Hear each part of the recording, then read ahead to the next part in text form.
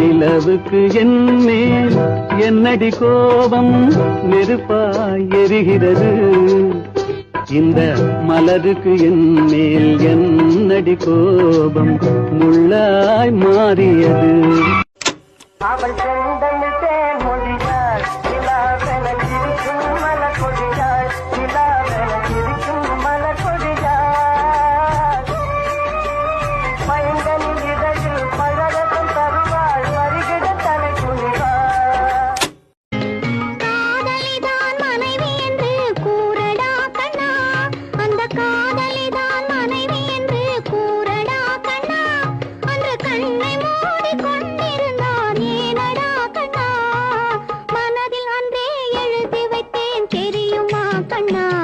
அதை மறுபடியும் எழுதச் சொன்னால் முடியுமா கண்ணா